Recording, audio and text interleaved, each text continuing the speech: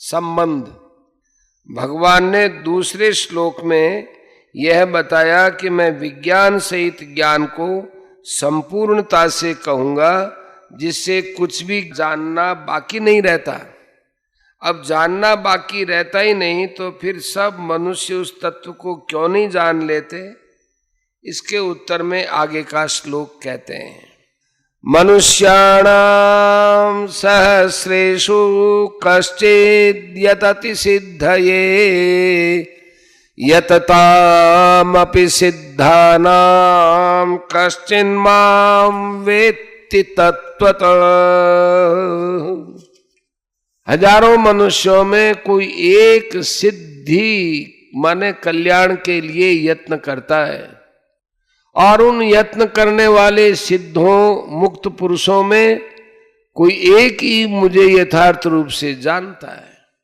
व्याख्या, मनुष्याणाम सहस्रेषु कश्चिद यतति सिद्धये। हजारों मनुष्यों में कोई एक ही मेरी प्राप्ति के लिए यत्न करता है। तात्पर्य यह है कि जिनमें मनुष्यपना है, जिनमें पशुओं की तरह खाना पीना और ऐश आराम करना नहीं है, वे ही वास्तव में मनुष्य हैं। उन मनुष्यों में भी जो नीति और धर्म पर चलने वाले हैं, ऐसे मनुष्य हजारों हैं। उन हजारों मनुष्यों में भी कोई एक ही सिद्धि के लिए यत्न करता है, जिससे बढ़कर कोई लाभ नहीं, जिसमें दुख का लवलेश नहीं और आनंद की किंचन मात्र भी कमी नहीं, कमी की संभावना ही नहीं। ऐसे स्वतः सिद्ध नित्य तत्व की प्राप्ति के लिए कोई एक ही यत्न करता है। जो परलोक में स्वर्ग आदि की प्राप्ति नहीं चाहता और इस लोक में धन मान भोग कीर्ति आदि नहीं चाहता, जो उत्पत्ति विनाशील वस्तुओं में नहीं अटकता और भोगे वे भोगों के तथा मान बढ़ाई आदर सत्कार आदि के संस्कार रहने से उन विषयों का संग होने पर भी, उन विषयों में रुचि होते रहने पर भी जो अपनी मान्यता उद्देश्य विचार सिद्धांत आदि से विचलित नहीं होता, ऐसा कोई एक पुरुष ही सिद्धि के लिए यत्न करता है।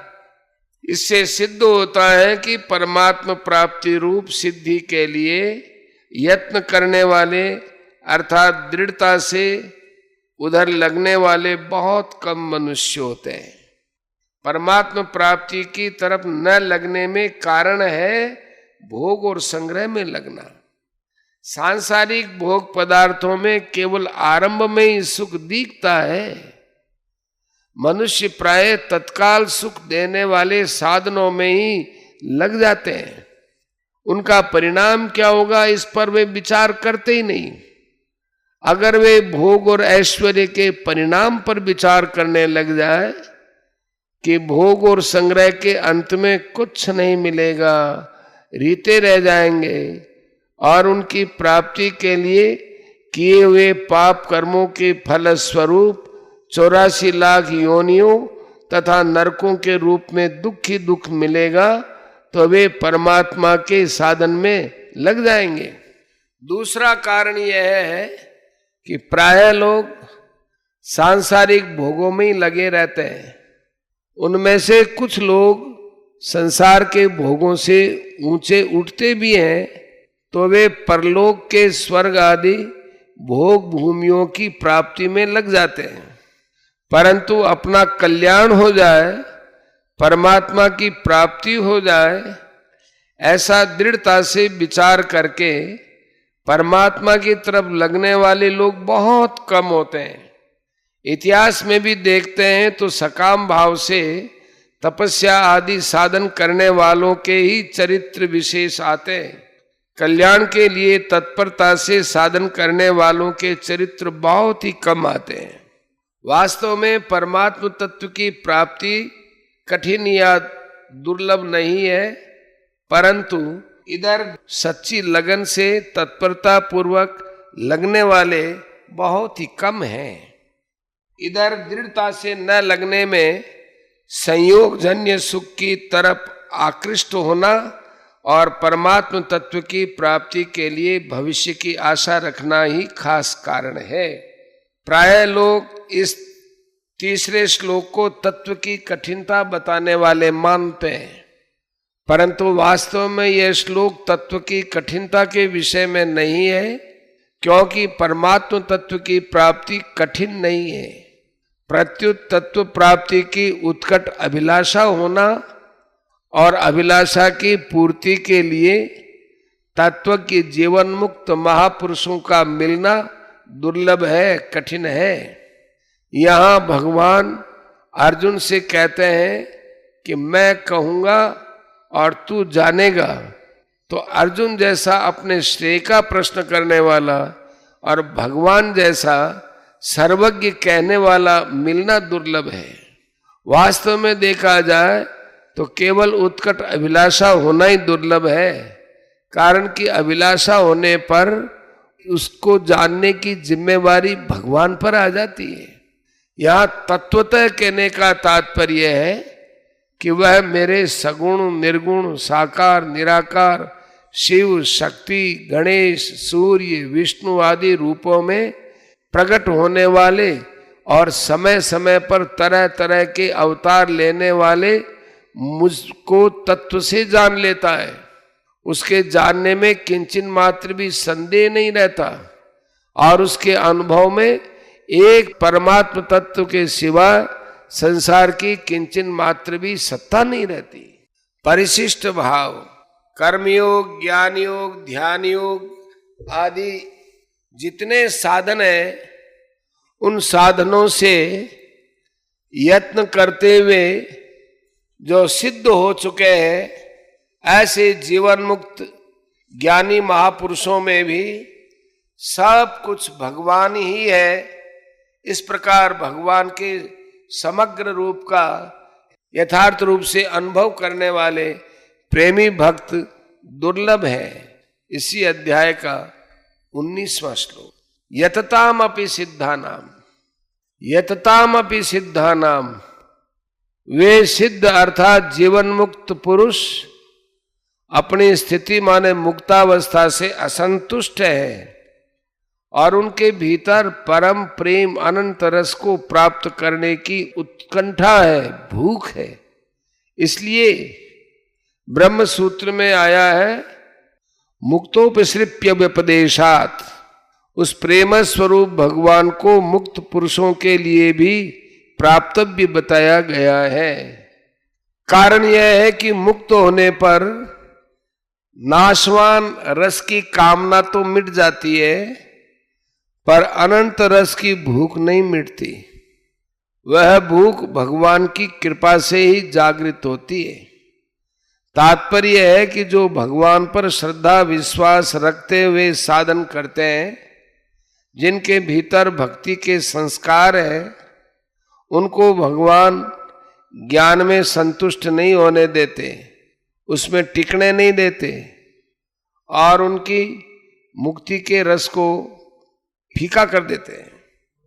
सिद्ध तो कर्मयोगी ज्ञान योगी ध्यान योगी आदि सभी हो सकते हैं, पर भगवान के समग्र रूप को जानने वाले सब नहीं होते।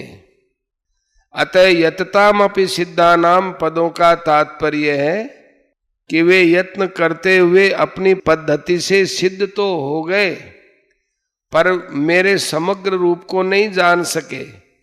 कारण कि मेरे समग्र रूप को पराभक्ति से ही जाना जा सकता है।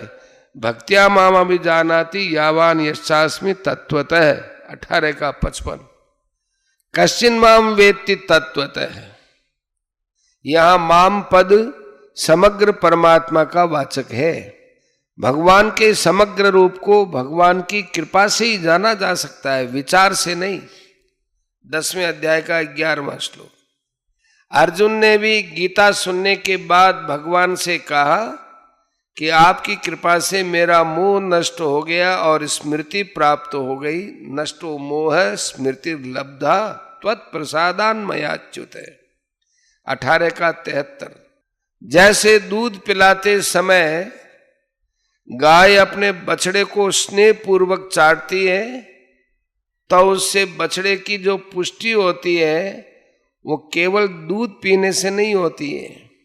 ऐसे ही भगवान की कृपा से जो ज्ञान होता है वह अपने विचार से नहीं होता, क्योंकि विचार करने में स्वयं की सत्ता रहती है।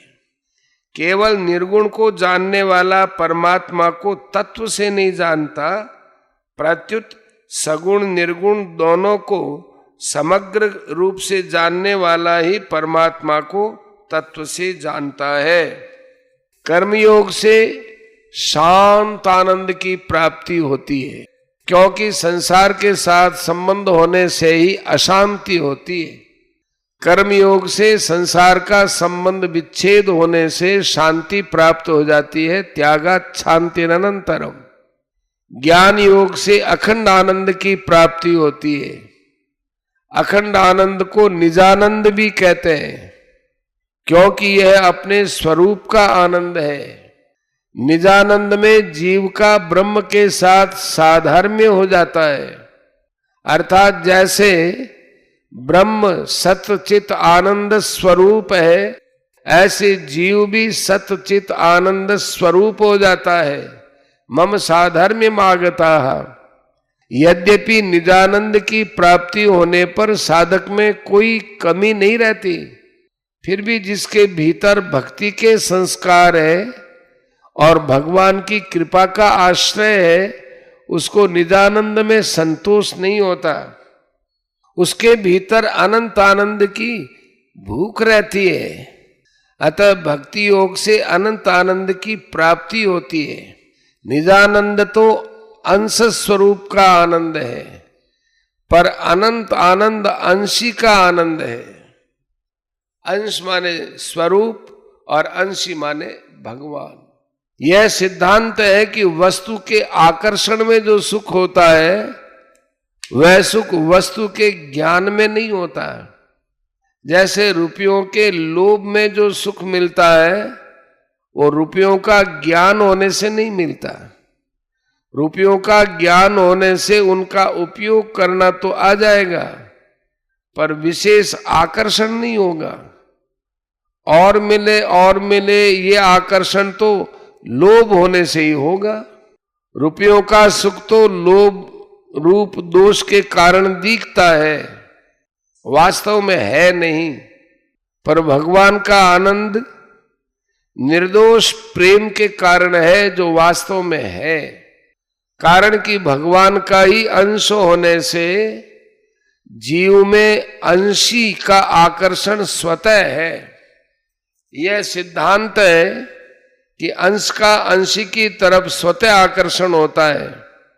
जैसे पृथ्वी का अंश होने पर ऊपर फेंका गया पत्थर स्वतः पृथ्वी की तरफ खींचता है, अग्नि स्वतः सूर्य की तरफ ऊपर खींचती है, नदियां स्वतः समुद्र की तरफ खींचती हैं, आदि आदि। हमें भगवान की आवश्यकता क्यों है, इस पर विचार करें तो मालूम होता है कि हमारी कोई ऐसी आवश्यकता है जिसको हम न तो अपने द्वारा पूरी कर सकते हैं और न संसार के द्वारा ही पूरी कर सकते हैं। दुखों का नाश करने के लिए और परम शांति को प्राप्त करने के लिए हमें भगवान की आवश्यकता नहीं है। कारण कि अगर हम कामनाओं का सर्वथा त्याग कर दें तो स्वतः हमारे दुखों का नाश होकर परम शांति की प्राप्ति हो जाएगी। त्यागात् शान्तिरनन्तरम्। हम मुक्त हो जाएंगे। हमें परम प्रेम की प्राप्ति के लिए ही भगवान की आवश्यकता है, क्योंकि हम भगवान के ही अंश हैं। जो मनुष्य सांसारिक दुखों से छूटना चाहता है, पराधीनता से छूटकर स्वाधीन होना चाहता है, उसकी मुक्ति हो जाती है। परंतु जो मनुष्य संसार से दुखी होकर ऐसा सोचता है कि कोई तो अपना होता जो मुझे अपनी शरण लेकर अपने गले लगाकर मेरे दुख संताप पाप अभाव भय नीरसता आदि को हर लेता, उसको भक्ति प्राप्त हो जाती है। तात्पर्य यह हुआ कि मुक्ति पाने के लिए ईश्वर की आवश्यकता नहीं, प्रत्युत भक्ति पाने के लिए ईश्वर की आवश्यकता है। जब मनुष्य इस बात को जान लेता है कि इतने बड़े संसार में, अनंत ब्रह्मांडों में कोई भी वस्तु अपनी नहीं है, प्रत्युत जिसके एक अंश में अनंत ब्रह्मांड है वही अपना है, तब उसके भीतर भगवान की आवश्यकता का अनुभव होता है। कारण कि अपनी वस्तु वही हो सकती है जो सदा हमारे साथ रहे और हम सदा उसके साथ रहें, जो कभी हमसे अलग न हो और हम कभी उससे अलग न हो। ऐसी वस्तु भगवान ही हो सकते हैं। अब प्रश्न ये उठता है कि जब मनुष्य को भगवान की आवश्यकता है तो फिर भगवान मिलते क्यों नहीं? इसका कारण यह है कि मनुष्य भगवान की प्राप्ति के बिना बड़े आराम से सुख से रह रहा है। वह अपनी आवश्यकता को भूले रह रहा है।